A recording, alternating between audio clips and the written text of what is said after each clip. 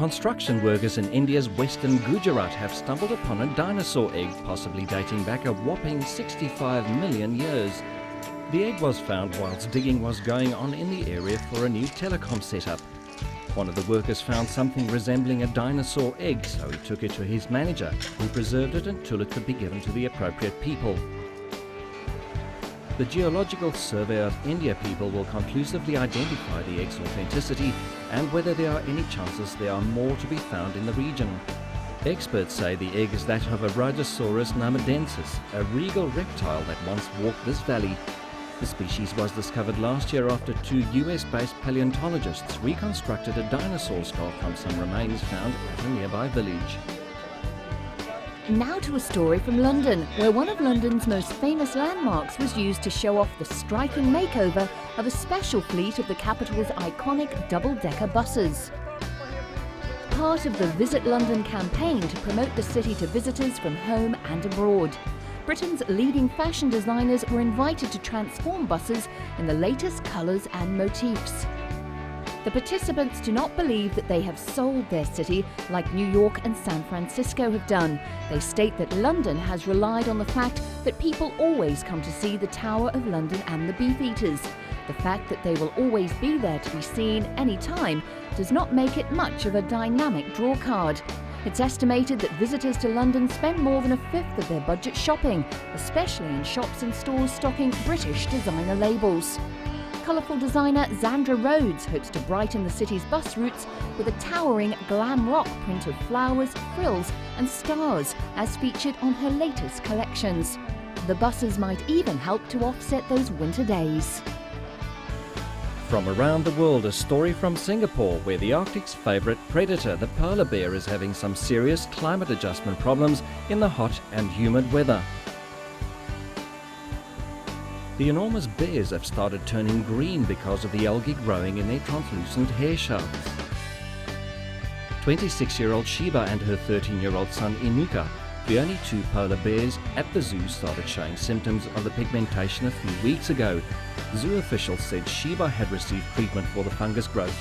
2 weeks ago, her coat was sprayed clean with a hydrogen peroxide solution. Now she's bleached white compared to the blemished and green Inuka, who will receive similar treatment soon. Visitors at the zoo were pleasantly surprised and also curious about the state of the bears. They had never expected to see a green bear. The bears seem hardly affected by their new colour as they continue to stroll around their enclosure, occasionally taking a dip in the water. The zoo said the enclosure for the sea ice-loving creatures was especially built to suit them, consisting of air conditioning ducts and a pool area kept at a temperature of 14 degrees Celsius. The bears were infected by the algae on a log they were playing with. The zookeepers used to put the logs inside for them to play with as part of their enrichment. The algae actually grew on the logs and they would rub on them. Consequently, some of the algae got transferred to their fur and flourished because of the climate. Polars look white because they reflect the light on their translucent hair shafts. Ecologists warn that with global warming, the polar bears could become extinct within 100 years. I'm sure that we fervently hope that that never happens to these large and intriguing Arctic animals, as we know it's not easy being green, especially if you're an ice-loving polar bear.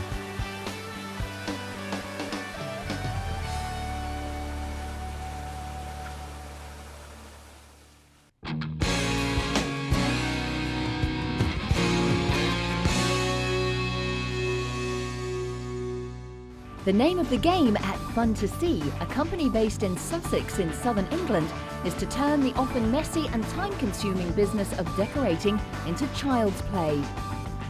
This removable and restickable wall art is designed by commissioned artists. It comes backed with a strong but kind adhesive which does not damage walls or paintwork. It is the brainchild of friends and business partners Rachel Sellers and Louise Dutton. The pair used to work together on an activity magazine for children. When Louise became pregnant, she ended up using some of the images from the magazine to decorate the child's room. Rachel saw what she was doing and recognised the business potential in the idea. With orders already coming in from across Europe and the United States, Rachel and Louise are keen to expand their business globally.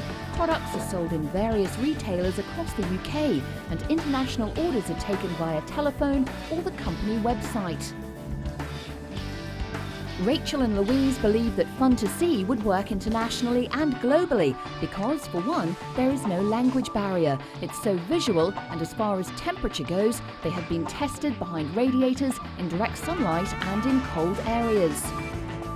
There has been interest shown from places as far away as Iceland, Dubai, Norway and a lot of the Scandinavian countries. Fun to See retails at about £40. If you're looking for a present for someone who has everything, there is a store in Berlin which can help you. They sell ants, colonies of them. Ants are very easy to look after, they don't take up much room, they're not dirty, they don't make much noise. In Martin Sebesta's opinion, that makes them perfect pets. The 28-year-old sells ants for a living. The ant store in Berlin is Europe's only ant shop. Sebesta's customers used to be zoos and research centres, but he quickly realized that more and more people were buying the little creatures for their own home. He now sells at least 2 colonies per day for €100 each. The colonies on offer cost between 10 and 1400 euros, while regional varieties cost under €100. The most expensive, the bull ants, cost €1400 for a maximum of 25. These not-so-little creatures grow to a length of 3.5 centimeters and have a sting on the end of their tails like a wasp.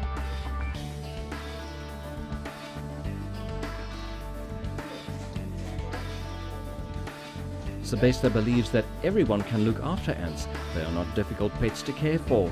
That's the great thing about having ants as pets. They also don't take up much space. They're not much trouble. The only thing you can't do is get too friendly with them and stroke them. Tropical varieties cost upwards of €100. Ants from Australia are the most expensive because it's very difficult to get them out of the country. Since it might be a little tough to stroke them, Sebesta suggests that new ant owners should let their new pets roam around a houseplant with water around the base to prevent them from escaping. Of course, should they escape, you might just be in for a bit of unusual exercise. But that is nothing in a day's work to have the satisfaction of ants as pets. At least that's what Sebesta would say.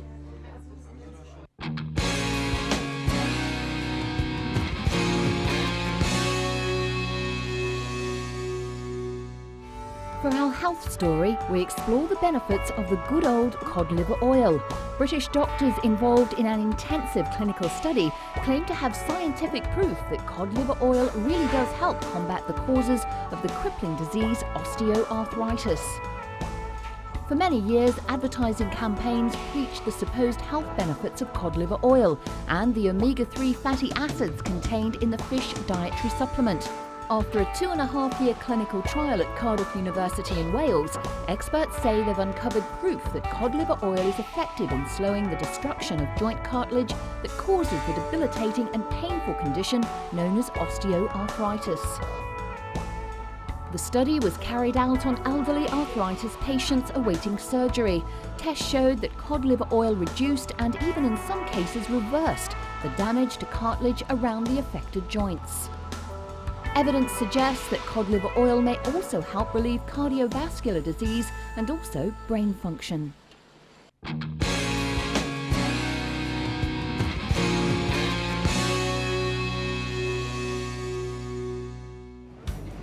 Florida is a common wintertime haven in the United States, but for some 3,000 West Indian manatees, an animal that looks something like an overgrown seal and whose closest land relative is an elephant, it's not always warm enough.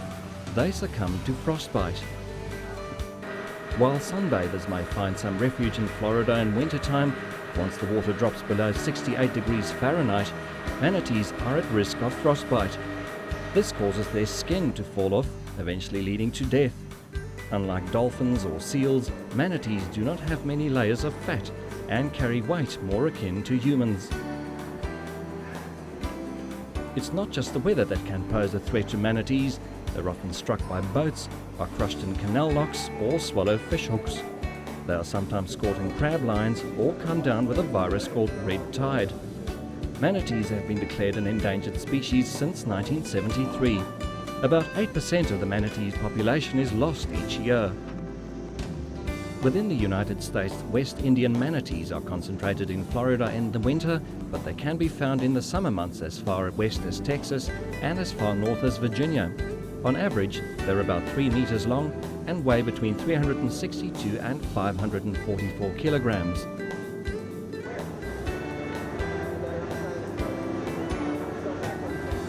The state of Florida has 3 official critical care units to treat injured manatees, including a facility at the Lowry Park Zoo in Tampa, Florida. Last year, the Lowry Park facility treated some 17 injured manatees. The idea is to treat them, then release them. To date, the hospital has cared for more than 125 manatees.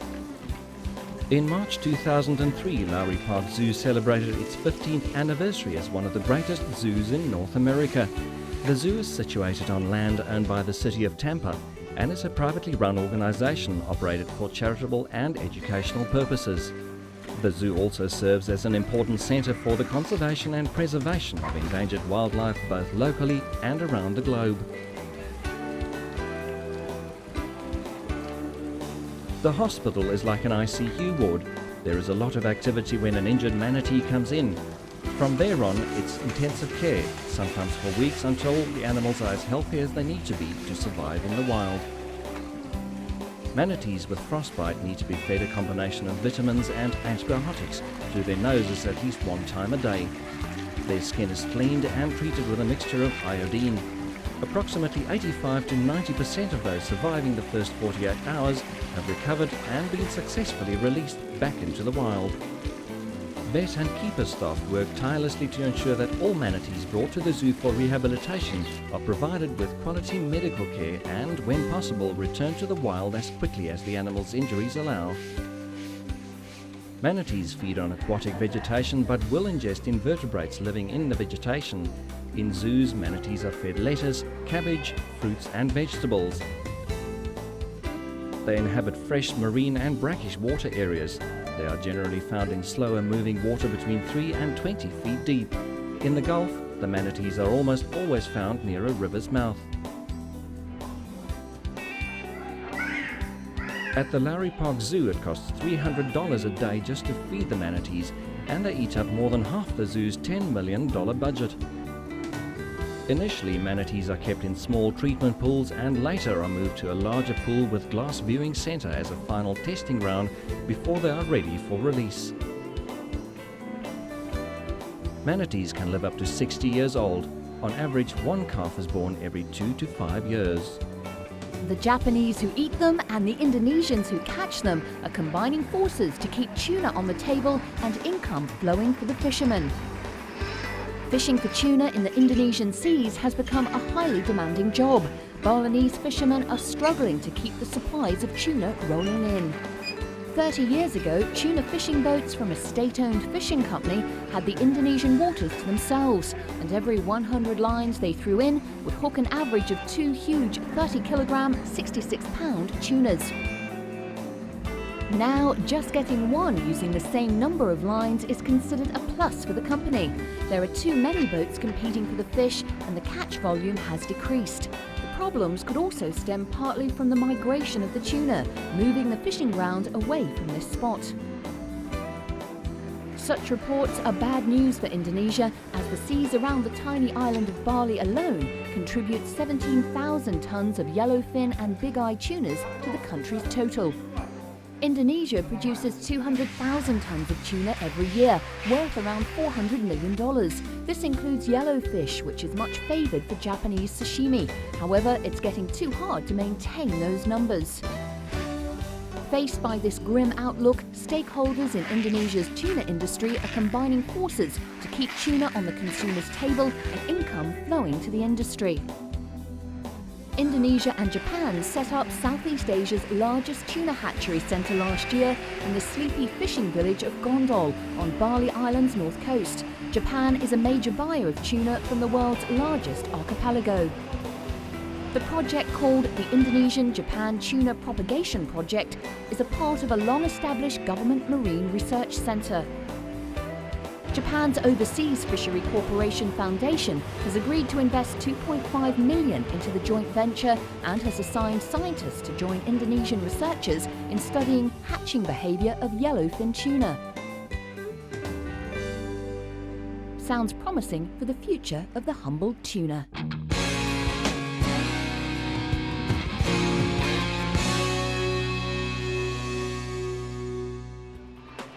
A converted public library in North London is said to become a leading light in the capital's art scene following a £4 million refurbishment.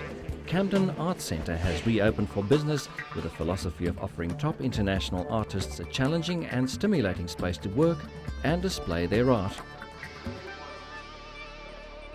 The echoes of its past life as a library are still there, but the newly refurbished Camden Arts Centre, with its all-white interior, provides a highly contemporary setting for displaying contemporary art.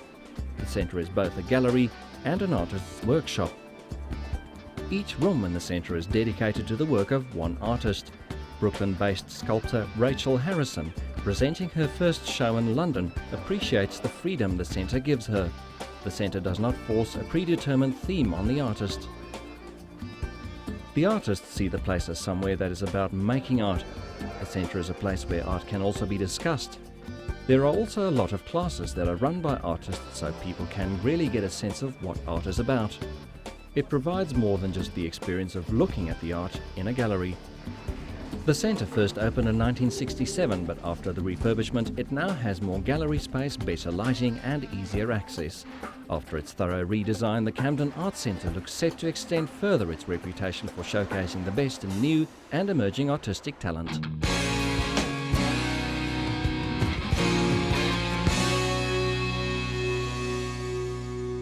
Now onto fashion. When the snow is snowing and the wind is blowing, Milanese mamas have fat furs to keep them warm.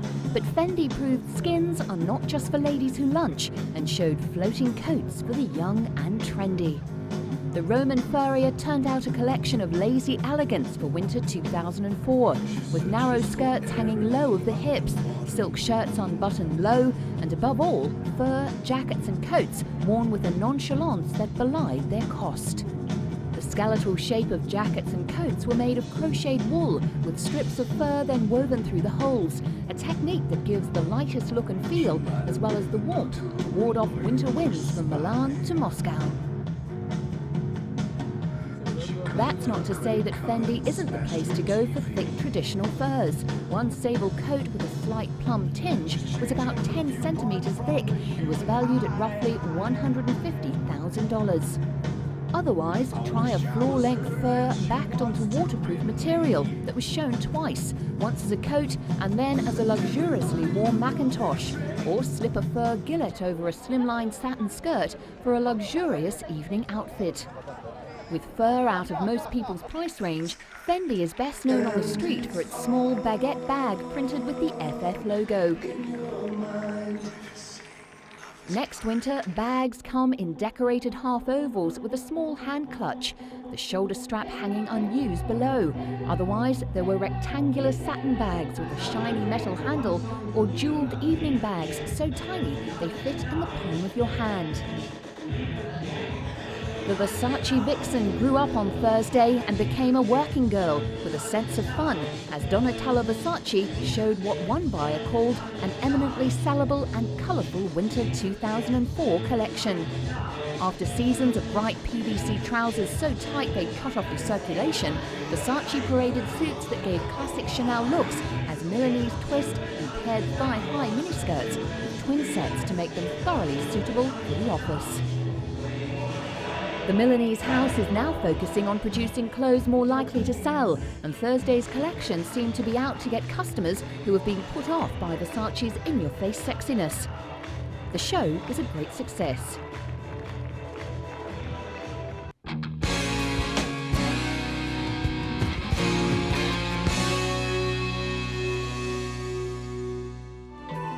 China's Great Wall is rapidly shrinking as tourism and development take their toll on one of the world's most famous monuments.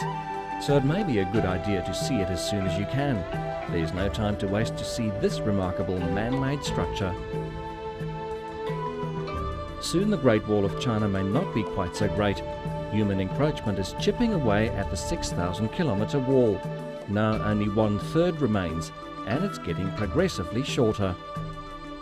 Started over 2,000 years ago to keep out marauding nomads, the wall now faces threats from within China, and it's currently being besieged on a number of fronts.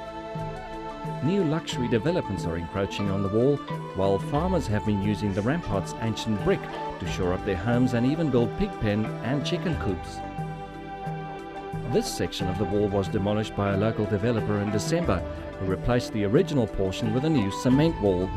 Developer and president of a local tour operator, Zhu Wan, was fined 100,000 yuan or $12,000 for removing the wall, which was 600 years old. Zhu pleaded ignorance, saying he was trying to preserve the crumbling wall. Zhu had been hoping to build tourist villas right next to the wall. Booming tourism is also taking its toll. Some 10 million tourists tramp along the ancient wall each year, and that number is rising quickly. Preservationists say the main battle is trying to educate people about the value of China's ancient heritage. Genghis Khan supposedly said the strength of a wall depends on the courage of those who defend it. The same could apply to China's conservationists fighting to halt the destruction of the wall. So if you're thinking about a trip somewhere, you still have a chance to be awed by the Great Wall of China.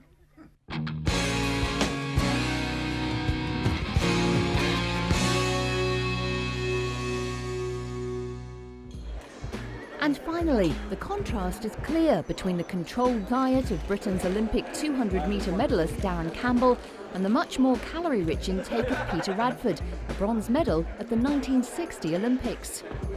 Sporting stars from the past and present helped launch a new exhibition at London's Science Museum, which gives visitors a chance to experience firsthand the thrills and spills of competitive sport and to learn more about how our bodies can be fine-tuned to sporting success. For Radford, now a professor of sports science, it's an illustration of the central role of science in sport today. Visitors can try out the latest in sporting technology, like this state-of-the-art bike, and they can see some of the equipment used by sporting stars, like the boots worn by soccer legend David Beckham.